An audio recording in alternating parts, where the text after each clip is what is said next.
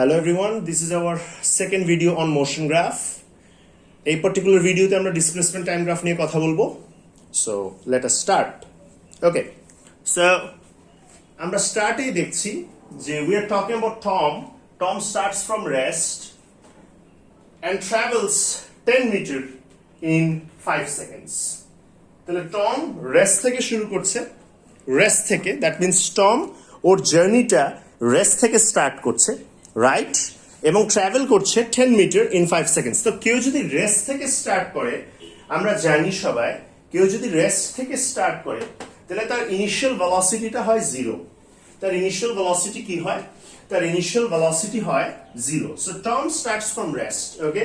Tom rest থেকে শুরু করছে, তো তার ইনিশিয়াল ভেলোসিটি কিন্তু 0 এবং সে 10 মিটার ট্রাভেল করেছে in 5 seconds. So 10 metre travel করেছে ইন 5 সেকেন্ডস কোন ডাইরেকশনে? North direction, to reach his school from home. To reach his school from home. So এই জিনিসটা আমরা একটু এখানে দেখতে পারি। সো এটা টমের হোম, রাইট? হোম থেকে সে কোথায় যাচ্ছে? সে যাচ্ছে স্কুলে, যেটা কিনা নর্থ ডাইরেকশনে আছে, and সে 10 মিটার ট্রাভেল করছে in 5 seconds. Okay, that's great. তাহলে সে হোমে যখন ছিল সে রেস্টে ছিল, তার ইনিশিয়াল ভেলোসিটি ছিল 0। সো সেখান থেকে স্কুলে যাচ্ছে, নর্থ ডাইরেকশনে ট্রাভেল করছে, সে 10 মিটার কভার করছে ইন 5 সেকেন্ডস। ওকে, সো এটা নিয়ে আই গেস কোনো প্রবলেম নেই। তাহলে সে এখন স্কুলে পৌঁছে গেল হোম থেকে, that's fine. Then he waits there for 10 seconds. Okay, সে স্কুলে ওয়েট করছে 10 সেকেন্ডস ধরে, রাইট? সে স্কুলে কি করছে? 10 সেকেন্ডস ধরে ওয়েট করেছে। স্কুলে সে 10 সেকেন্ডস অপেক্ষা করেছে, that's fine. Then he returns home in 5 seconds. Then সে স্কুল থেকে আবার হোমে চলে আসলো 5 সেকেন্ডস। লেট আস অ্যাজিউম সে স্কুল থেকে স্ট্রেট বাসায় আসছে, অন্য কোথাও যায় নাই। তাহলে বাসা থেকে স্কুল যদি 10 মিটার হয়, তাহলে স্কুল থেকে বাসাও 10 মিটার হবে। আচ্ছা, ঠিক আছে, নো প্রবলেম। সো আমরা ফার্স্টে যে কাজটা করব, যে এতটুকু ইনফো ইউজ করে একটা গ্রাফ ড্র করার চেষ্টা করব, and it's going to be a displacement time graph. So let us start. আমরা শুরু করব কিন্তু 0 থেকে। আমরা স্টার্ট করব 0 থেকে। কেন 0 থেকে আমরা স্টার্ট করছি? Since Tom was at rest. Okay, তাহলে সে 10 মিটার ট্রাভেল করেছে in 5 seconds. তাহলে 5 seconds, ডেফিনেটলি এই পাশে হচ্ছে time in seconds. Yes, sorry, দিতে ভুলে গিয়েছিলাম। সো 5 সেকেন্ডসে সে ট্রাভেল করেছে 10 মিটার। সো 5 সেকেন্ডসে কত মিটার ট্রাভেল করবে? এই যে 5 সেকেন্ডসে সে ট্রাভেল করছে, 5 সেকেন্ডসে সে ট্রাভেল করছে 10 মিটার। Okay, that's fine. সে স্কুল রিচ করেছে।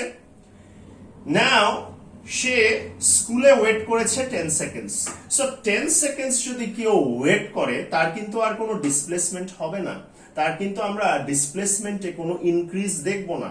সে সেখানে ওয়েট করলো 10 সেকেন্ডস। সে সেখানে 10 সেকেন্ডস কি করলো? সেখানে সে 10 সেকেন্ডস ওয়েট করলো। ওকে, ঠিক আছে, 10 সেকেন্ডস সে ওয়েট করলো, নো প্রবলেম। তাহলে ডিসপ্লেসমেন্ট যা আগে ছিল এখনো সেম থাকবে, কারণ সে তো আর কোনো মুভমেন্ট করছে না, সে ওয়েট করছে। সো টাইম বাড়বে, বাট ডিসপ্লেসমেন্ট বাড়বে না। আচ্ছা, দেন he returns home, right?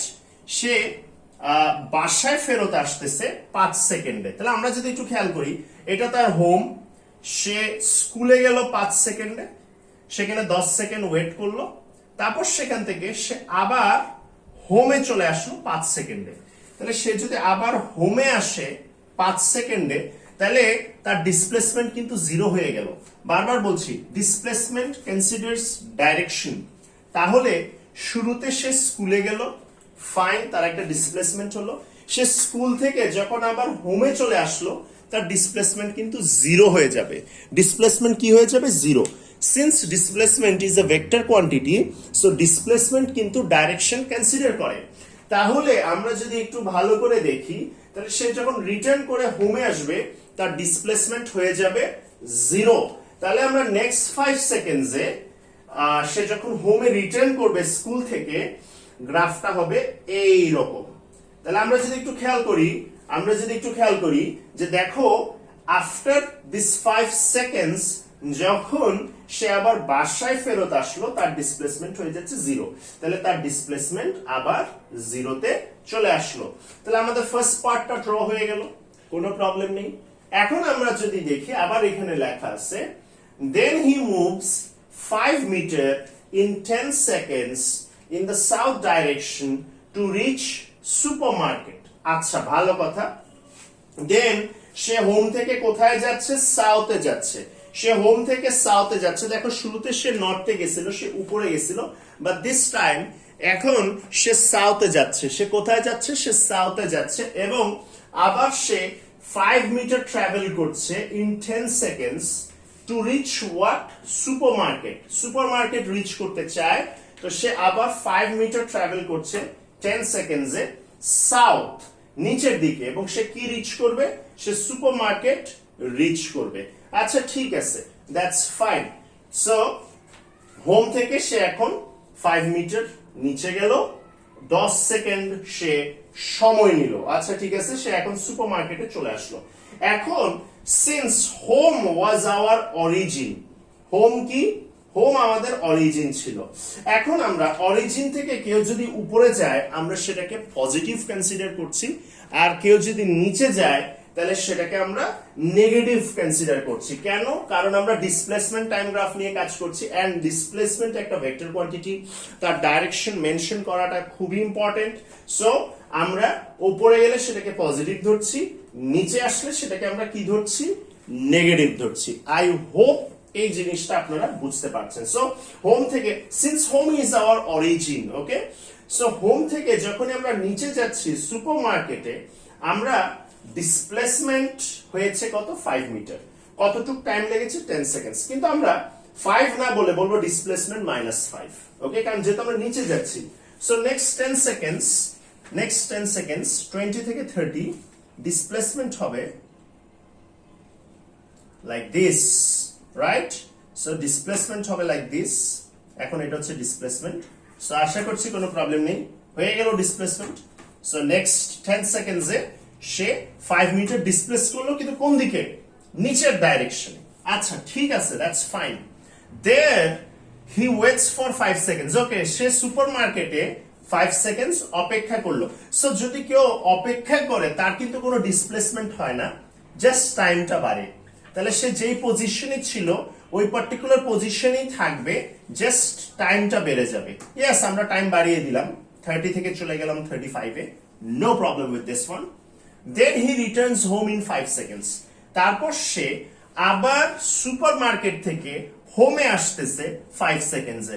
Supermarket থেকে হোমে আসতেছে 5 সেকেন্ডসে, ওকে। তাহলে সুপারমার্কেট থেকে হোমে যদি সে 5 সেকেন্ডসে আসে, তাহলে আবার যেহেতু সে হোমে চলে আসলো, অরিজিনে চলে আসলো, তার ডিসপ্লেসমেন্ট কিন্তু আবার 0 হয়ে গেল।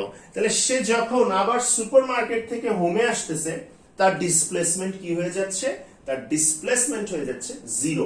তাহলে নেক্সট 5 সেকেন্ডসে সুপারমার্কেট থেকে হোমে চলে আসলো, সে 5 মিটার ট্রাভেল করলো। কত মিটার ট্রাভেল করলো? 5 মিটার ট্রাভেল করলো, এন্ড 5 সেকেন্ডস সময় নিল। তাইলে সে আবার, আমরা এখানে একটা লাইন ড্র করে দিব, ইয়েস।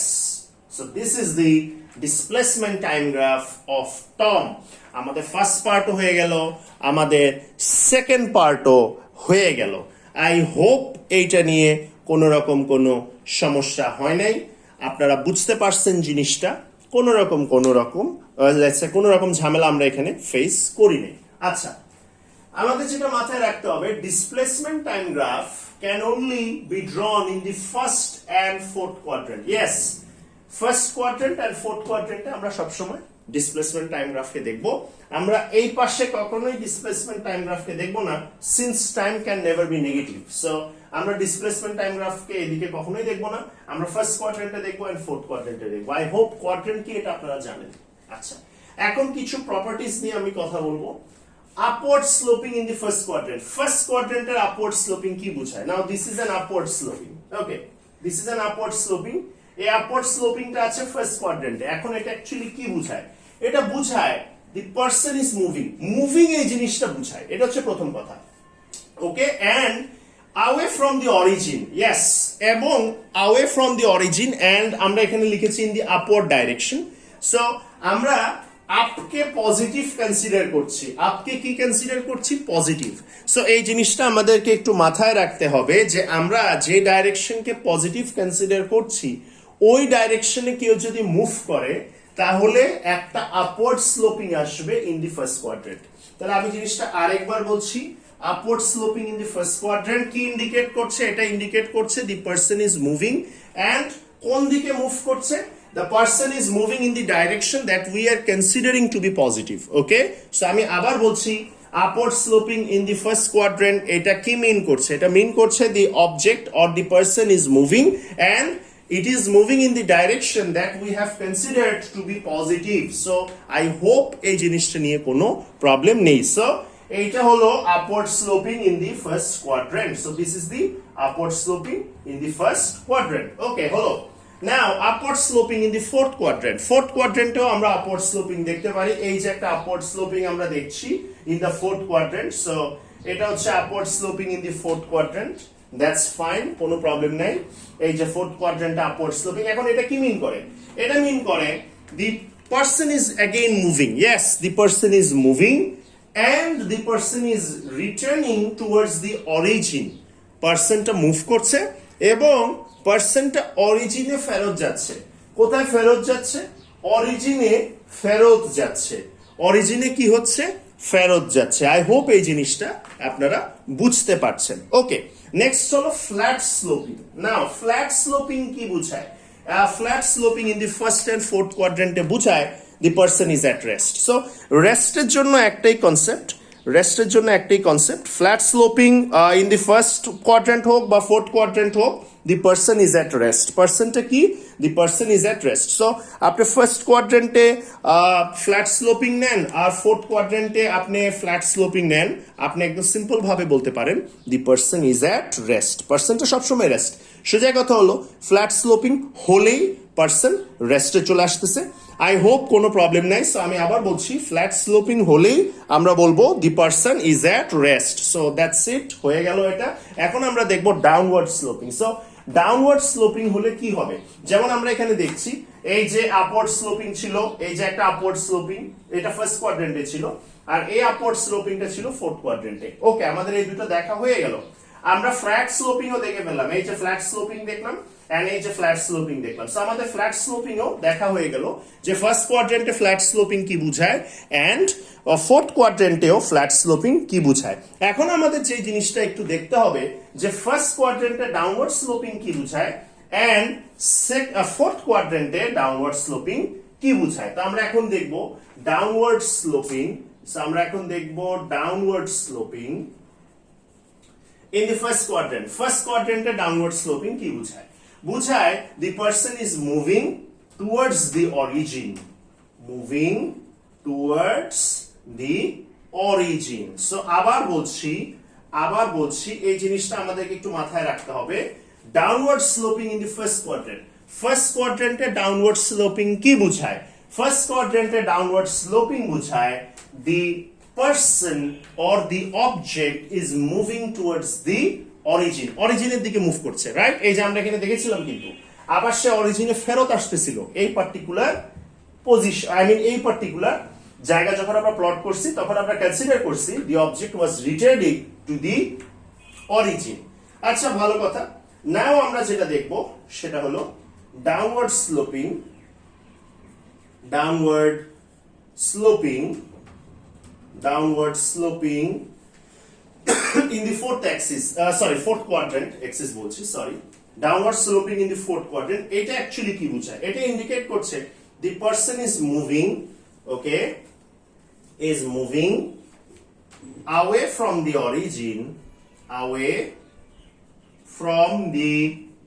origin, in the